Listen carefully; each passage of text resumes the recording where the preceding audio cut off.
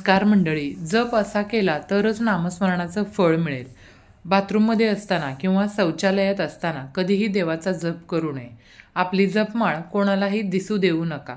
जप करताना डोक्यावर काहीतरी झाकण असावं. जपमाळेवर जप केल्यानंतर कपाळाला लावून प्रथम डाव्या नेत्राला व नंतर उजव्या नेत्राला तिचा स्पर्श करावा. बरेच जण जप करतात, पण जर तो जप योग्य पद्धतीने केला तरच त्याचे आपल्याला पूर्ण फळ मिळतं. म्हणजेच नामस्मरण करताना ते देखील विशिष्ट वेळी विशिष्ट ठिकाणी आपले मन स्वच्छ असतानाच केलं तर त्याचं फळ अतिशय चांगलं मिळतं असं म्हटलं जातं. काम करताना, झोपताना, उठताना, बसताना नामस्मरण तुम्ही कधीही करू शकता. देवाने दिलेली अमूल्य अशी देणगी आहे की ज्याच्यामुळे माणसाच्या जीवनातील सर्वच समस्या नष्ट होऊन माणूस संपूर्णतः सुखी होतो. नामस्मरणामध्ये एवढी ताकद आहे की जगातील कोणतीही शक्ती नामस्मरणाला हरवू शकत नाही. म्हणून ते नामस्मरण जर आपण मनापासून केलं तर आपल्याला त्याचं फळ अगदी पूर्णपणे मिळेल.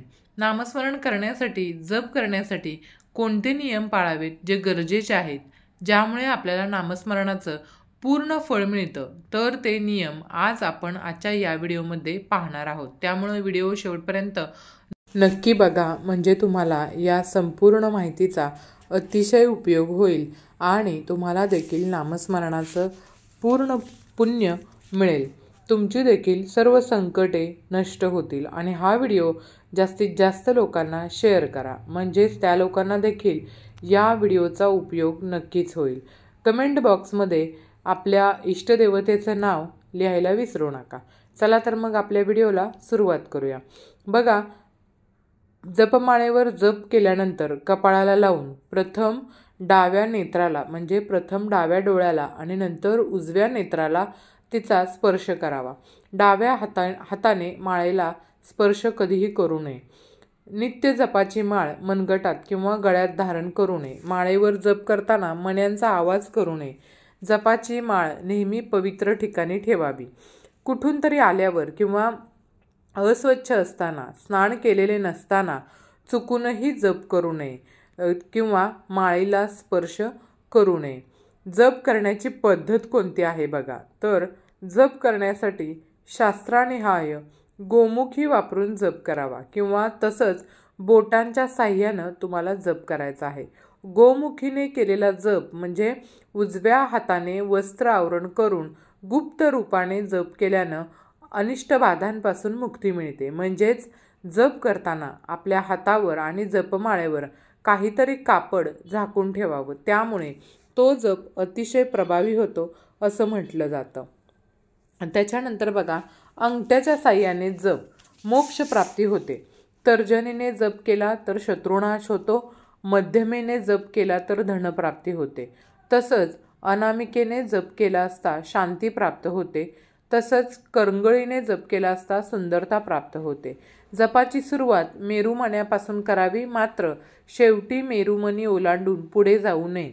जप पुढे चालू ठेवायचा असल्यास उलट क्रमाने पुन्हा मेरुमण्याकडे परत यावं.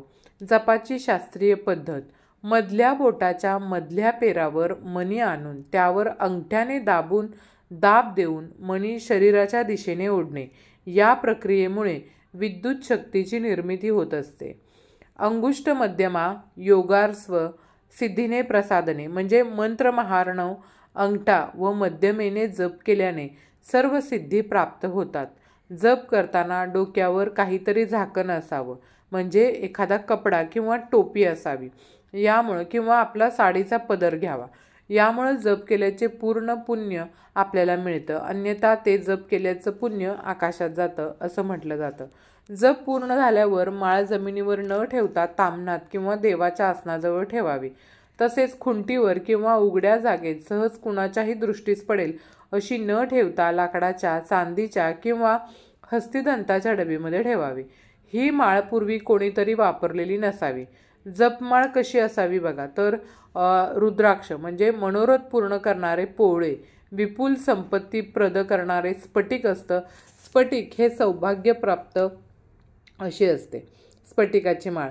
प्रत्येक मणी तांब्याच्या तारेत अंतर सोडून गुंफलेले असावेत किंवा गाठ नसलेल्या धाग्यात असावेत. मणी फार बारीक किंवा फार मोठे नसावेत. प्रत्येक मणी बोटाने सहज ओढता येईल असा असावा. सर्व सामान्य जपमाळेत 108 मणी असतात. मध्यभागी मोठा मणी म्हणजेच मेरुमणी असतो.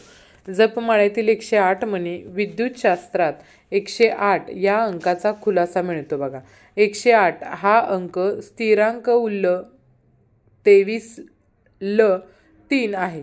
द्रावणातून चांदी मुक्त करण्यासाठी जी विद्युत शक्ती उपयोगात येते त्या विद्युत शक्तीचे हे माप आहे. या मापाला फॅरेडे असं म्हणतात. प्रतिदिन जपाच्या मंत्रांची निश्चित संख्या ठरवावी व जप करावा. जप करताना शक्यतो सकाळी ब्रह्ममुहूर्तावर जप करणं तो अतिशय फायदेशीर ठरतो. कारण ब्रह्मवेळी जप करणारा आपले मन अतिशय शुद्ध असते, पवित्र असते आणि दैवी तत्व किंवा दैविक शक्ती देखील या वेळेमध्ये जास्त जागृत असतात. त्यामुळं ब्रह्ममुहूर्तावर केलेला जप अतिशय शुभ आणि फलदायी मानला जातो. जपमाळ सदैव स्वच्छ ठेवावी. तिची व्यवस्थित काळजी घ्यावी. कारण आपण प्रभावशाली मंत्रांचा जप त्या जपमाळेवर करत असतो आणि त्याचं फळ जे आहे ते आपल्याला मिळण्यासाठी जपमाळेची देखील आपल्याला काळजी घेणं, ती स्वच्छ ठेवणं तितकंच गरजेचं आहे. त्याच्यानंतर बघा, तुम्हाला लक्षात घ्यायचं आहे की जपाकरता गोमुखीचा उपयोग करावा. जपमाळ लोकांना दिसू नये असं म्हटलं जातं. म्हणून जपमाळ आपल्या घरामध्ये अशा ठिकाणी आपल्याला ठेवायची आहे की जिथं कोणालाही दिसणार नाही.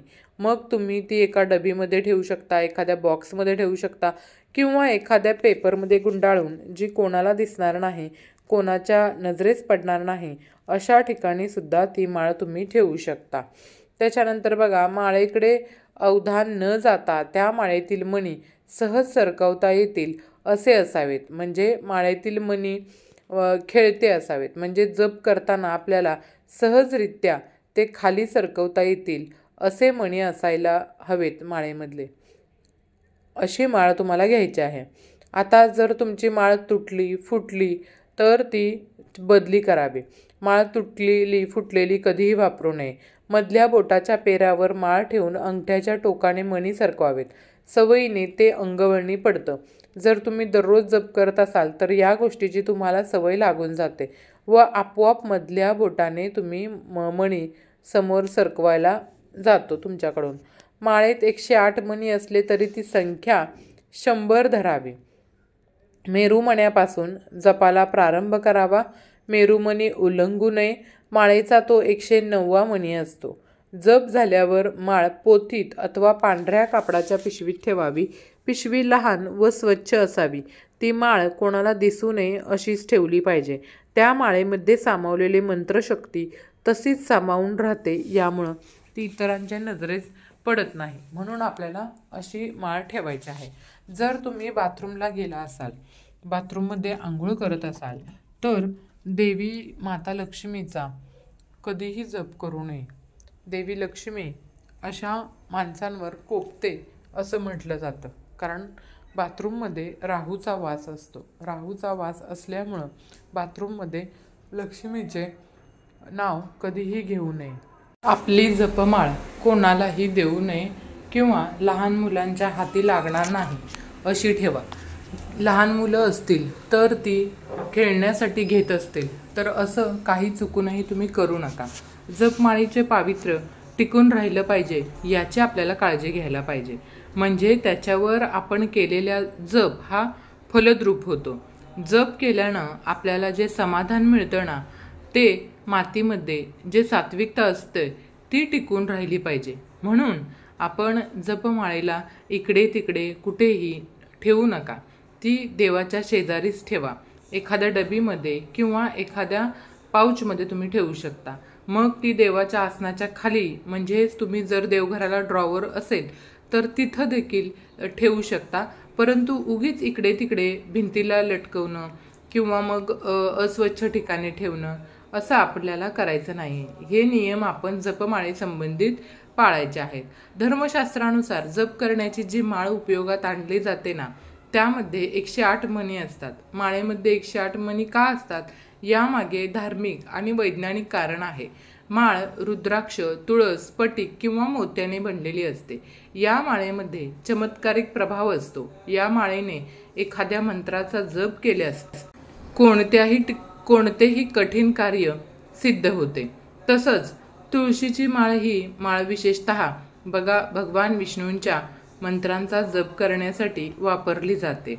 याशिवाय भगवान राम आणि भगवान श्रीकृष्णांच्या मंत्राचा जप करण्यासाठी सुद्धा तुळशीची माळ वापरणं चांगलं समजलं जातं। कारण धार्मिक ग्रंथानुसार भगवान श्रीराम आणि श्रीकृष्ण हे दोघेही विष्णूचे अवतार आहेत, म्हणून आपण ती माळ वापरायची आहे। आता स्फटिकांची माळ बघा, स्फटिकाची जी माळ असते ना, ती माता दुर्गेच्या सर्व रूपांच्या मंत्रांच्या जपासाठी वापरली जाते। याशिवाय धनाची देवी माता लक्ष्मी आणि विद्येची देवी माता सरस्वती यांच्या मंत्रोच्चारासाठीही स्फटिक मणी वापरले जातात। म्हणून आपण देवीच्या मंत्रासाठी स्फटिक मण्यांच्या माळेचा वापर करावा। रुद्राक्षाची माळ रुद्राक्षाच्या माळेने भगवान शिवांचा जप करणं खूप शुभ आहे, कारण रुद्राक्ष हे भगवान शंकरांचं रूप आहे। या माळेने महामृत्युंजय आणि लघुमृत्युंजय मंत्राचा जप करावा। रुद्राक्ष जपमाळेत 108 मणी असतात। या 108 मण्यांचं धार्मिक महत्त्व खूप आहे। आता त्याच्यानंतर पुढची माळ म्हणजे कमळगट्टेची माळ। ही माळ असते माता लक्ष्मी आणि माता दुर्गा यांच्या मंत्रासाठी वापरली जाते। कमळगट्टा जपमाळेतही 108 मणीच असतात। देवाच्या स्मरणासाठी मंत्र जप हा सर्वश्रेष्ठ उपाय असून पुरातन काळापासून तपस्वी, ऋषीमुनी, संत हा उपाय मानतात। जपासाठी माळेची आवश्यकता असते आणि याशिवाय मंत्र जपाचे फळ प्राप्त होऊ शकत नाही। रुद्राक्षाची माळ जप करण्यासाठी सर्वश्रेष्ठ माळ मानली गेलेली आहे। रुद्राक्ष साक्षात महादेवाचं प्रतीक आहे। रुद्राक्षामध्ये सूक्ष्म कीटाणू नष्ट करण्याची शक्ती असते। तसंच रुद्राक्ष वातावरणातील सकारात्मक ऊर्जा ग्रहण करून साधकाच्या शरीरामध्ये ती पोहोचवत असते। असं शास्त्रामध्ये सांगितलं आहे की देवाच्या पूजेसाठी आसन खूप महत्त्वाचं आहे। त्यानंतर दान, पुण्य हे सुद्धा आवश्यक आहे।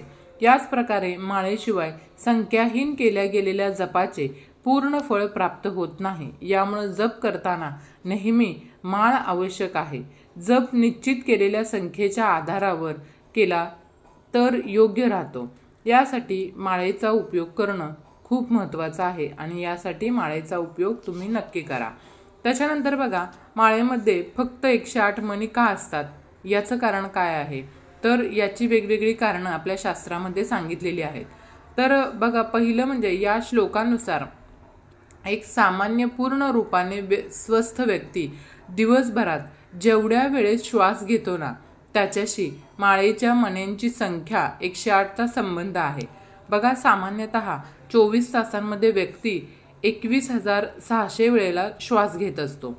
म्हणजे दिवसभरातील 24 तासांमधील 12 तास दैनिक कार्यामध्ये व्यतीत होतात आणि शिल्लक 12 तासामध्ये व्यक्त 10,800 वेळेस श्वास घेतो। या काळामध्ये देवी देवतांचे ध्यान करणं आवश्यक आहे। शास्त्रानुसार व्यक्तीनं प्रत्येक श्वास घेताना म्हणजे पूजेसाठी निश्चित केलेल्या 12 तासांमध्ये 10,800 वेळेस परमेश्वराचे ध्यान करणं आवश्यक आहे। परंतु हे शक्य नाही। यासाठी 10,800 वेळेस श्वास घेण्याच्या संख्येमधून शेवटचे 2 शून्य काढून जपासाठी 108 संख्या ठरवलेली आहे। या संख्येच्या आधारावर जपाच्या माळेमध्ये 108 मणी असतात असं शास्त्रानुसार मानलं जातं। तर अशा प्रकारे जपमाळेची काळजी जर तुम्ही घेतली तर निश्चितच तुम्हाला जप केल्याचं पूर्ण फळ मिळेल आणि तुमचा जप फलदायी ठरेल आणि तुमच्या ज्या काही इच्छा आहेत त्या सर्व इच्छा जप केल्यामुळं पूर्ण होतील।